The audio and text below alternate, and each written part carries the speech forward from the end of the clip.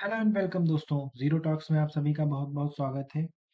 देखिए, निफ्टी के चार्ट की अगर हम बात करें तो इस समय निफ्टी हमारा बहुत वीक हमें दिखाई देता है। और आज हम पूरा एनालिसिस करेंगे कि निफ्टी क्या हमें बताने की कोशिश कर रहा है, निफ्टी का हिस्टोरिकल चार्ट हमें क्या कहता है और निफ्टी की वैल्यूएशन कितनी है और जो मार्केट के आंकड़े हैं वो अभी हमें क्या बताने की कोशिश कर रहे हैं। और हम देखेंगे इस पूरे वीडियो में कि हिस्टोरिकली क्या हुआ है, निफ्टी कहाँ तक गिरा है और कहाँ तक गिरने के बाद वापस उसने रिवर्स दिया है। तो इससे क्या होगा कि एक हमें प्लान बनाने में आसानी होगी, मेंटली हम लोग तैयार हो सकेंगे कि हाँ, मार्केट में ये आ सकता है या वो आ सकता है। तो चलिए शुरू करते हैं। देखिए, ये हमारा निफ्टी का मंथली चार्ट है और जैसा कि मैं आपको पिछले कई समय से बताता चला आ रहा हूँ कि भाई ये इस ट्रेंड लाइन पे चल बात करूँ तो देखिए, निफ्टी की अगर बात करूँ तो यहाँ पर कहीं ना कहीं इसी ट्रेंड लाइन पे सपोर्ट ले रहा है, निफ्टी बार बार सपोर्ट ले रहा है। और इसको अभी निफ्टी ने तोड़ा नहीं है। जब तक इस ट्रेंड लाइन को नहीं ब्रेक करता है तब तक हम ये नहीं कह सकते कि नहीं, निफ्टी जो है पूरी तरीके से बेयरिश हो गया, क्योंकि ये मंथली कैंडल है। अगर मंथली कैंडल या वीकली कैंडल पे निफ्टी हमारा ब्रेकडाउन दे देता है फिर तो बहुत बड़ी मंदी आने की संभावना है। फिर जो हमारा अगला सपोर्ट होगा 18,500 600 तक जा सकता है, बट इसकी अभी कोई नियर फ्यूचर में कोई संभावना दिख नहीं रही है।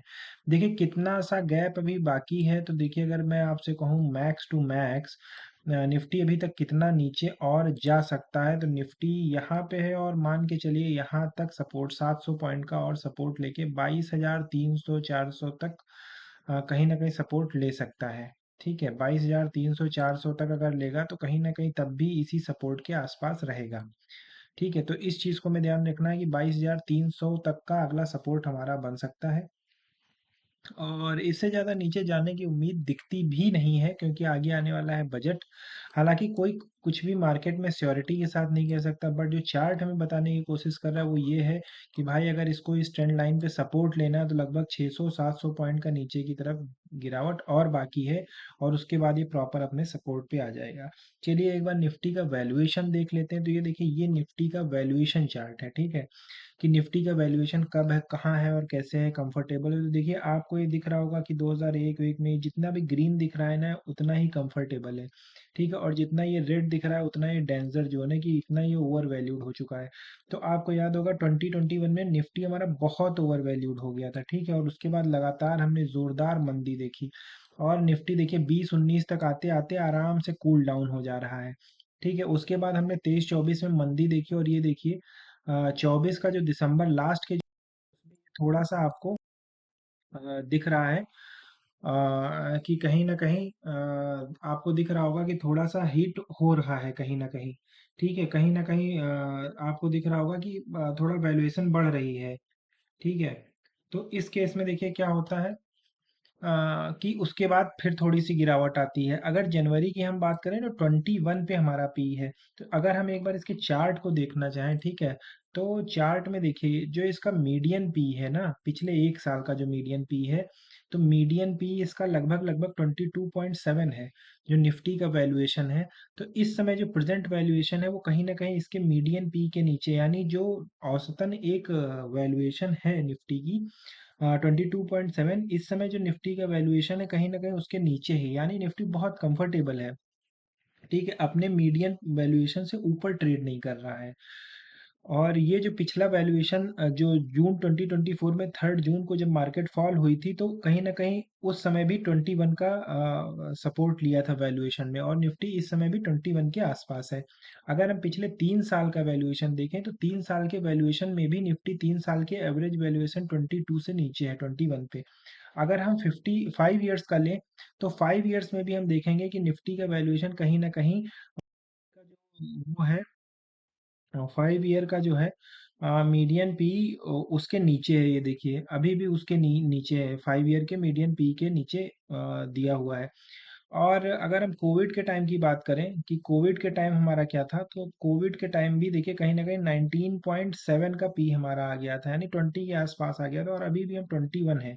तो मान के चलिए अगर 600-700 का पॉइंट और गिरता है तो कहीं ना कहीं हम कोविड के पी के आसपास आ जाएंगे, यानी निफ्टी बहुत कंफर्टेबल हो जाएगा। उसके नीचे और गिरावट की संभावना कम दिखती है, ऐसा हमें आंकड़े बता रहे हैं, ठीक है। और आप देख रहे होंगे कि जो बड़े बड़े स्टॉक्स हैं जैसे रिलायंस वगैरह 30-40% ऑलरेडी गिरे हुए हैं। यही अगर निफ्टी मिड कैप की बात करें तो मिड कैप देखिए, जो एक साल का वैल्यूएशन है, मीडियन वैल्यूएशन 41.5, कहीं ना कहीं उसके नीचे ट्रेड कर रहा है। तो कहीं ना कहीं एक साल के व्यू पे तो मिड कैप कंफर्टेबल दिख रहा है। बट जैसे हम 3 ईयर या 5 ईयर पे जाते हैं तो आपको दिख रहा होगा कि भाई 3 ईयर या 5 ईयर पे अभी भी मीडियन जो इसका 24.7 मीडियन पे उसके ऊपर काफी ट्रेड कर रहा है, यानी मिड कैप में थोड़ी सी गिरावट अभी बाकी हो सकती है। मैं ये नहीं कह रहा कि नहीं गिरेगा ही गिरेगा, बट कहीं ना कहीं थोड़ी बहुत गिरावट बाकी हो सकती है। बट निफ्टी की अगर हम बात करें तो निफ्टी 3 साल, 5 साल, इवन 10 साल का जो अपना वैल्यूएशन है उसके नीचे, 10 साल का जो एवरेज वैल्यूएशन है उसके नीचे ही ट्रेड कर रहा है। यानी निफ्टी बहुत वैल्यूड नहीं है, ओवर वैल्यूड नहीं है, बल्कि निफ्टी कहीं ना कहीं अंडर वैल्यू के जोन में जा रहा है, ठीक है। यही अगर हम देखें कि भाई एफआईआईज और डीआईआईज के सेलिंग के आंकड़े क्या कहते हैं, तो देखिए आप अगर देख पा रहे होंगे कि अक्टूबर में बहुत बड़ी बिकवाली हुई, नवंबर में बिकवाली हुई, दिसंबर में भी बिकवाली हुई, इवन अगस्त में भी बिकवाली हो, और सितंबर, जुलाई और जून में बहुत मीगर खरीद हुआ है, ठीक है। तो लगातार हम देखें 6-7 महीने से बिकवाली ही करते आ रहे हैं। तो कहीं ना कहीं इसके बहुत सारे रीजंस हैं। एक तो यूएस में ट्रम्प जी आ गए हैं, उनकी कुछ ट्रेड पॉलिसीज होंगी, तो उनको लेकर और बहुत सारे ग्लोबल सिनेरियोज हैं जो मैं आपको अपने वीडियोस में बताता रहता हूँ। तो कहीं न कहीं ऐसे कुछ सिनेरियोज़ हैं, और लगातार बिकवाली देखने को मिल रही। तो आगे मुझे ऐसा नहीं लगता कि चार्ट में जो बता रहा है, मुझे ऐसा नहीं लगता कि 700-800 पॉइंट की गिरावट के बाद मैक्सिमम मैक्सिमम आप मान सकते हैं ये इसका है 22,400-300 की गिरावट के बाद मुझे ऐसा नहीं लगता कि और ज़्यादा गिरावट होनी चाहिए, क्योंकि बहुत ज़्यादा अगर सपोर्ट ले सकता है तो इतना ही सपोर्ट ले सकता है।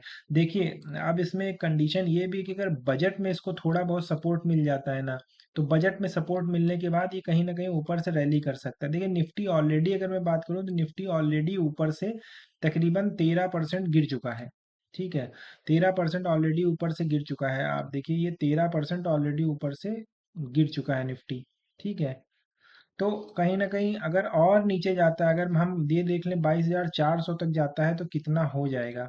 देखिए अगर ये कहीं न कहीं 22,400 तक चला जाता है, यानी यहाँ तक सपोर्ट ले लेता है, तो कहीं न कहीं 15% हो जाएगा। 15% एक इंडेक्स के लिए, खासकर निफ्टी के लिए बहुत होता है। तो थोड़ी बहुत गिरावट की संभावना और हो सकती है 600-700 पॉइंट की, उसके लिए हमें मेंटली तैयार रहना होगा। और उसके बाद मुझे ऐसा लगता है कि अगर बजट में उसको थोड़ा सा सपोर्ट मिल जाएगा तो निफ्टी हमारा आगे वापस रिकवरी कर सकता है। और ऐसे माहौल में हमें क्या करना चाहिए, तो देखिए मैं आपको यही बताऊंगा कि कैश होल्ड करके रखिए।